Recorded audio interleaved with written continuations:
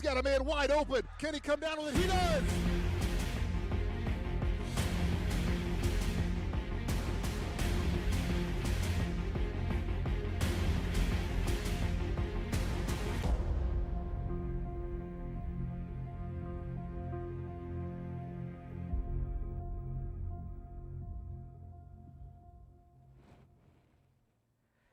Welcome everyone to this edition of Inside Martinsville Football here on WREP 15 Sports, the studios of MHS Rewind here at Martinsville High School. I'm your host, Eric Meyer, joined as always by Artesian head football coach Brian Duggar. A busy day for both of us here at MHS as we've got our blue day here, our cohort B kids here. Kids are in the building. Kids are in the building, so lots going on here today as we try to get this show taped around 10 o'clock this morning. A lot to talk about. The Artesians had their home opener on Friday night against their rivals, Bloomington South.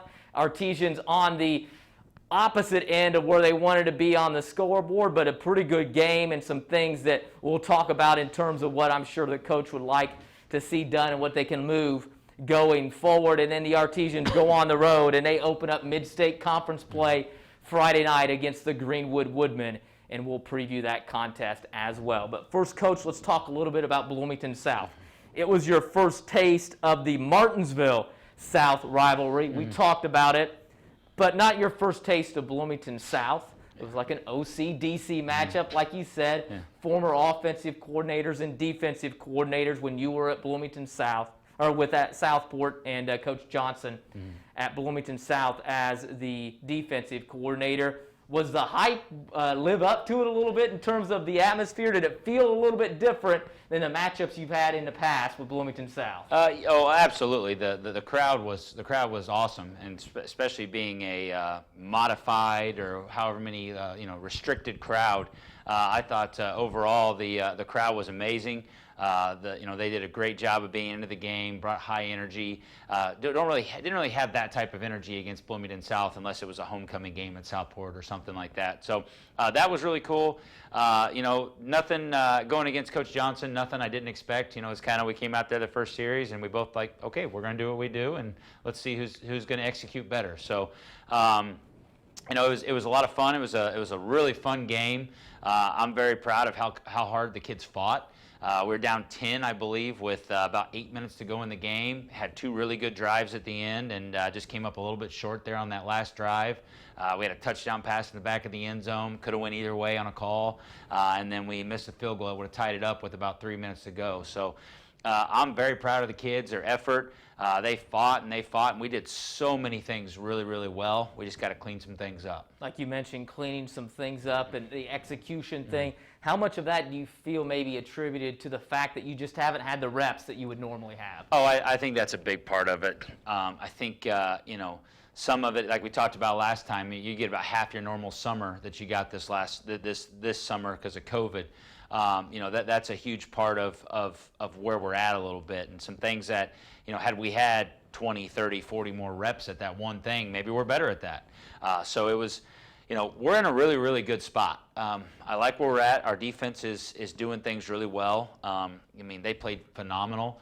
Gave up two big third down plays late in the game that I think if we'd have locked in a little bit better, maybe that doesn't happen. Offensively, we had three drives of over 15 play drives that led to scores. We had 3 drives over 10 play drives that didn't lead to scores. So we're doing things really, really well. We're just not finishing. So I told the kids yesterday we're this close to being a really, really good football team. As you look at some of those things that you did very well in the contest, let's talk about those. And we'll start on the offensive side of the ball. Some things that you look at and you think that the team did really well on Friday night against South. Well, you look at the overall stat line. I think Tyrus finished like 32 of 43 on the night. There's not many nights you're not going to take that from a quarterback. He managed the game well. His reads were he didn't have a bad read all night. I thought he was really locked into the game plan and what we wanted done, and that showed. Obviously, 3 interceptions we got to fix. Can't have 3 turnovers, but he knows that. And you look at kind of the overall game plan and things. A couple of those were, one of those picks bounced off 6 different people right in the hands of someone. So some things like that are just kind of bad breaks. But Overall, I thought he was really, really well. Again, Tyler Cox has just been so impressive. He's running hard. He's not letting one guy bring him down. I think we picked up 2 or 3 3rd and 13s or 3rd and 12s on draws, and he made 2 or 3 guys miss to get a first down. So those are big time plays in a game, and he's making them. Chase Mabry has been doing a really, really good job for us. He's kind of dealing with a little hip injury, but still fighting through. And I really like where we're at offensively. If we could just get over the hump and finish drives and take care of the ball a little bit better. Then you flip to the other side of the football against an explosive Bloomington South ball club, and defensively, what are some of the things that really stood out to you on Friday night? Our defense is just playing lights out right now. There's no other way around it. Our linebackers and defensive line are taking away the run game. I think they only had like 50 yards rushing, which, against a Bloomington South team that wants to run zone, wants to get up in there with their tight ends, that's a big deal. And they had a dual threat quarterback that we really kind of held in check too as well. The secondary's playing well. Larry Bland, another interception. The Blackwell kid for them, number 18, he's one of the better kids we're going to see all year. And, we tried our best to make sure it was Larry who was on him as much as we could, just because we felt Larry's our best. And that's the best matchup for us. And he did a good job, broke up a couple passes, and even had a big pick late in the game there to kind of keep us in it. So our defense is just playing great. There's no way around it. I could go through and name every single kid because that's how they're playing. Offense and defense, how they played on Friday night against Bloomington South. Let's go ahead and take a look at some of the highlights of the contest against Bloomington South, shot by our former student Carl Van Deventer down on the sideline. You'll get an up-close and personal look at some of the things Coach Duggar's been talking about.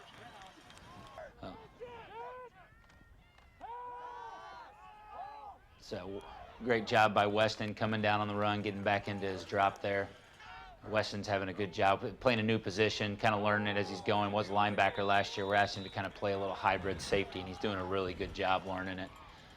Again, each play here you're going to see there's Bo Hess with a big play. Here's a big hit coming up by Adam Fields there to cause a fumble. Our defense is flying around. They're having fun. They're a tough unit to go against right now. You're going to have to earn it when you go against our defense. Here's a big throw. This is our play we rep all the time. It's really important for us to be good at this play, and Tyrus makes a great throw, and Chase goes up and makes a great catch. So I believe that was like a 3rd and 10, 3rd and 11. Again, Tyler Cox is just he's at another level right now running the ball. That you see there, 2 or 3 missed tackles. He's really getting after it. Here we go with Braxton Dilley, a sophomore with a big touchdown. The celebration with Dad was awesome. I've never seen Coach Dilley so big of a smile. Watch his really proud dad at this point in time. So that's a big deal. Braxton is a sophomore coming in there doing his job. He's sitting back here with us right now, helping big smile us on his face again. Well. Yeah. Malachi Pringle there with the recovery. They got him for spiking the football there, but we had to talk about that a little bit. A little excited. Here's one of those draws I was talking about earlier. This is a 3rd and 13. He makes a guy miss, makes another guy miss, and that's a huge play in the game. We talked at halftime about how we got to make more plays. We're doing a lot of things well, but we got to make plays, and those are the types of things that big-time players do right there. I thought Cheatham had just a phenomenal game. I think he finished like 8 catches or something like that. He had a big catch late in the game that kind of put us in scoring position. Here's Braxton Wright coming back from game 1 and kind of rumbling and stumbling there a little bit. Big guy to bring down. Good athlete. Yeah. Good bloodlines with his family as well. So. Yeah. Ethan's doing a great job for us. That's a big kick there. Gets us within 3. He misses, I believe, a deep one late in the half, and then he missed one late. But we have full confidence in Ethan. He's doing a great job. He's a really good kicker. Bo Hess has become a man on defense. He's a force to be reckoned with. He's in on tackles, and I knew that hurt. Weston Pemberton coming down from that safety spot, hybrid safety spot, and just laid the wood on that guy.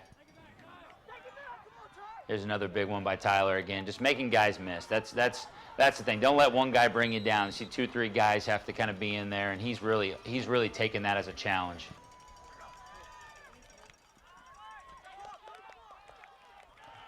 Really good block there by Braxton Wright there, pancaking that kid and letting Chase get out and run a little bit. And I thought Cheatham had a really nice night, did a good job moving the sticks for us, big possession catches. He's coming along. First game he struggled a little bit as as a sophomore, and then this game he was great. So I really like where he's going. Here's the big play by Larry, knocking this down. Again, 18's an all-state receiver. He'll be an all-state kid. That's a great effort by him. And that's what you really like about Larry. Yeah. He competes. Oh, every he's time. Every compete. time. Yeah. He loves the challenge. That's a big deal with him. A lot of those guys, you saw Ethan right there popping off, making that stop. Great play by Trevor Mosgrip, getting locked into a guy when a guy scrambles out, knocks it down. From my view, I thought he had the pick, but would have been a heck of a play there. Again, is that Tanner Smith again in there. I think just another big game for Tanner. I think he had 8 or 9 tackles. And here's the pick by Larry. He kind of trips there. I wish he wouldn't have tripped. I don't know how far he would have got because 18's pretty fast. Is that 18? No, it's 11. Yeah. So, but if he doesn't trip there, I think he's got a chance to get that to at least midfield, and that really flips the scene there. It's a big pickup here, I think. Yeah, it's third again. Down too. Yeah. You see this making guys miss. Could have been tackled at 9 yards. He gets to 13. Here again on another little sprint out draw, make a guy miss. These are just big plays in the game, and he made them. It was nice having this guy back. This guy was a force in the middle. Nigel, glad to see him get a big play out there on a big solo tackle for loss. He played phenomenal inside, just pounding all night long, but it was really nice to see him get a big play like that where he kind of gets a little recognition. We talked about a couple of the kids. I know Carl mentioned that he had some technical difficulties, so he missed a couple of the plays late, and some of the touchdowns are a nice touchdown catch over there in the corner for Tyler Cox. Yeah. A good pass to Luke Cheatham that set that up, a back shoulder throw that was really well done. Yeah. Luke made a great adjustment on it. Luke, you can just tell Luke has something about him, I think, in terms that he's going to be, I think when he gets challenged enough, that he will be a very good wide receiver for you guys. Yeah, he's taken huge steps from the first game to the second one. You can tell the first one he had a little bit of those sophomore jitters out there, kind of the deer in the headlights look. But last game he kind of had a different look about him. I challenged him all week. Don't be a sophomore. Once you're on the field, you're a football player. You're not a sophomore anymore.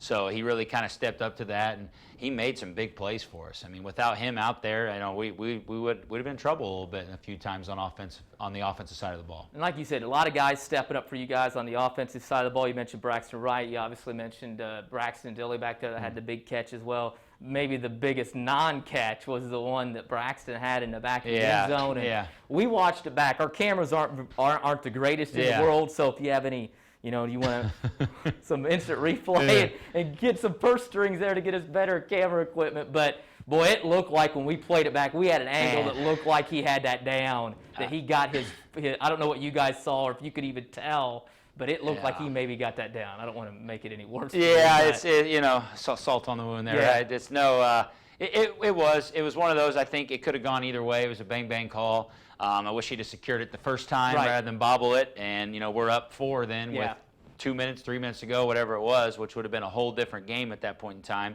But he kind of bobbled it. I think he got his feet in as he kind of secured it, but ref on our sideline was pretty quick to make the trigger on that. Thought he was bobbling it still. So, it is what it is, and unfortunately we can't change that. We talk all the time to the kids, control what we can control. Right. And like I told the kids, if we catch it the first time, that's controlling what we can control. Yeah. When we put it in the hands of someone else, we can't complain about it anymore. We can't do the instant replays. We can look at it, and we looked at it a Throw couple the flag, times. Boy, flag. I know, and it looked like he got that back foot down. He did a good job. Once he bobbled it, it was that weird, awkward securing it back here where it looked like, and he pulled it back in like this, that I think they didn't think he had control of it yet. Yeah, from my angle, I didn't even see the bobble initially. Yeah. I thought he hurt himself the way he kind of awkwardly went down. I thought he caught it and then awkwardly hurt himself. So that's what I was worried about, and then somebody said he bobbled it, and I couldn't see from my angle on that. We have the benefit of the replay, even though our cameras aren't the best in the world, but our kids did a pretty good job of showing it. But obviously, like you said, control what you can control, control the controllables. Was that a Chuck Pagano thing? Something like that. One of those. I think it's been a coach upon a coach that said that. For something along those lines. But South does come away with the victory. Like you said, happy with the fight, the effort, the coming back against a good Bloomington South ball club. What are some of the other takeaways that you come away with from that game on Friday night? Yeah, and I told the kids after the game that I was just so proud of them. We could have mailed it in, down 10 with 8 to go, and kind of said, oh, they got us, and they didn't. They fought. And that's something you can't teach sometimes. You can't teach kids to fight and to not give up. And we kept plugging and chugging. All of a sudden, there's 3 minutes to go, and we're driving, at the 6-yard line, chance to win the game. So now we got to finish. That's the big thing from there. I told the kids afterwards that was 2 good football teams going against each other, and the team that made a few more plays won the game. So we've got to now step up to the plate and make a few more of those plays. And I've been challenging them all week. Who's going to make those plays? Who's the guy that's going to step up for us when it's that time of the game and make those plays? And the finishing will be so important this week because you're not going to get very many possessions No. to finish against this Greenwood team. Yeah. In the MIC, you played some MIC teams, Yeah. but in Conference Indiana, when you played at Southport, did you face teams that were Greenwood-esque or not really? Not, to be honest with you, not really. We never really faced anybody that was going to just try and pound the ball on you all night long and keep it away from you and limit your possessions. Most of the teams in Conference Indiana were kind of spread teams that wanted to spread it out and kind of, do the same thing we did, just couldn't do what we did sometimes. But no, this will be a whole new experience for me going against somebody who's trying to keep the ball away from us. This is a Greenwood team that, if you've not seen them play, it's the veer type look is what they're going to be doing. Is that what we would call it, offensive veer, triple option? It's old school power football is what I would describe it. They're going to line up with 2 tight ends. They're going to do some weird near and I formations, and they're going to run power, ISO, dive to fullback, and they're just going to try and pound the ball, throw a couple passes. I think in 2 games they've thrown 11 passes. I think most of those to the tight ends on like dump passes or play action type looks. So. And they've got 2 guys that are toting it at over 100 yards a game, and they've been down in their games too, and they've been able to come back and then just simply control the football. So knowing what they're going to do, obviously, is going to be important. That, like you said, to finish some possessions. We'll get to the keys here in a moment, but let's talk a little bit more about them offensively. Like you said, it's just going to be some dives. The quarterback's going to keep it some. He's going to give it to his very good running backs as well. What are some of the other things people will see out of Greenwood on Friday night offensively? Well, they've got 2 running backs that are leading the mid-state in rushing right now. I think Tyler Cox is 3rd in the mid-state through 2 games, and the 2 guys in 1-2 are from Greenwood. Yeah. So they got a kind of a 1-2 punch going on. They're not going to throw the ball. They are going to sell out and try and pound the ball and run it on us nonstop. They're the old school 3 yards in a cloud of dust type team. So we've talked about how we got to get them off their rhythm. We got to get them in situations they don't want to be in, 2nd and 8, 3rd and 9, where we got to make that quarterback make some plays. When you look at this as well, you've kind of had the Bedford team, which was the triple option-esque type of thing. You would think maybe some parallels to Greenwood a little bit, and then you have the spread team with the zone read with Bloomington South, and now you come to Greenwood. How difficult is that to make that preparation week to week to week? The nice thing is at the end of the day, if you're coaching fundamentals and reading your keys and alignment and all that, you don't have to do too much. And I think our defensive staff has done a really good job of sticking to the basics. We're gonna read our keys, we're gonna defeat blocks, and we're gonna make tackles. So that right there in itself, you can go against any system. And hats off to our defensive staff and our defensive players for buying into that. The KISS philosophy, and just keeping it simple for them. Play football, have fun. Trying to keep it simple, having them have fun, playing football against, like we said, a Greenwood team that simply wants to run it against your defense that has been very, very good against the run this year. So it should be a fantastic matchup. Should be a strength on strength. We're going to be down a couple guys this week due to the contact tracing stuff and COVID, but I'm confident in the guys that are going to step in. We've got next man up philosophy, and that's what it's going to be. But as far as it goes, I think our front 7 or front 8, whatever you want to call them, match up well with their front 8, and I think it's going to be a nice matchup. It's going to be strength on strength. That's the offense-defense matchup. Let's flip it to the other side for both teams and go to what their defense likes to do as well. What are we going to see them do defensively on Friday night? Well, they're a 4-3 defense. They're going to play a lot of man coverage. It's just kind of what they've done the first 2 games. They've played pretty much man almost every possession. I don't know if that's what they'll do against us. The teams they went against were a little bit different than us. Indian Creek was more of a power eye football team too. Bloomington North was a spread offense like ours, but they do a little bit different type of thing with philosophy than we do. I expect them to kind of be in that man look again. We got some. Our receivers have gotten better, and we get a big boost in the receiving department this week. We get Matt LaFerry back, probably our senior leader of the group and returning starter from last year. So that's going to be a big boost for us offensively. I think that's going to allow Chase Mabry to get some better matchups now because he's not always going to be the guy that they're focusing on. Some of those sophomores are going to have a little bit less on them, and I really like what we're doing this week. I think we're keeping it simple again on offense, and our guys up front are up to the challenge. Even though they're going to play man and kind of load the box, their defensive line's pretty strong, but our offensive line's pretty good too. And I think Tyler Cox is going to keep running the ball hard. Be a good matchup coming up, knowing everything we've talked about. I know you said sometimes it'll be the same every week, week in and week out, the keys, but I'm going to ask you every week as well. So what are some of the keys that you guys are going to have to do well to come away with a victory on Friday night? The thing on the defense that we're going to have to do is we're going to have to get them off the chains. They can't get 2nd and 6, 3rd and 3. We got to make a play at some point in time and get them off their rhythm. We got to throw them off a little bit where they got to do something they don't want to do. Getting them in a 3rd and 8 and 3rd and 9 where they can't line up and power I and just run it again. That's a big win for us. So if you're watching the game within the game, that's something you got to kind of see. Okay, Greenwood won that down. They got 5 yards. Okay, that you got to kind of that's where we're going to win the game within the game. Offensively, and this goes for defense too. And literally, it's finish. That's it. The motto for the week is finish.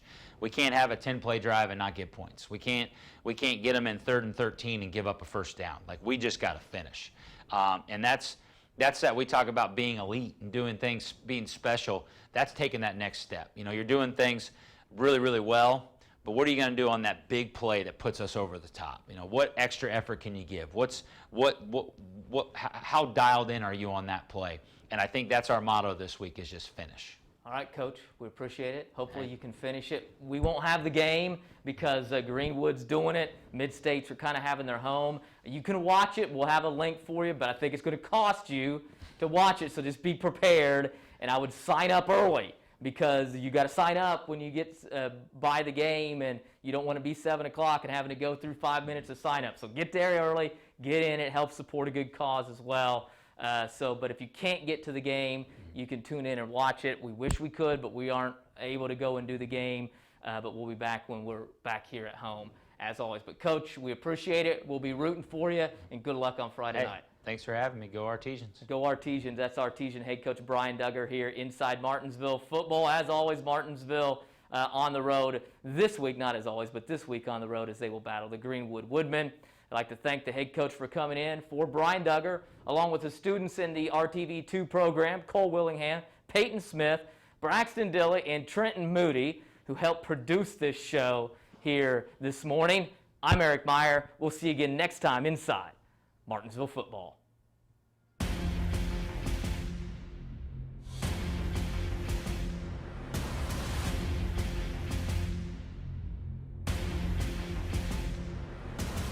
He's got a man wide open. Can he come down with it? He does!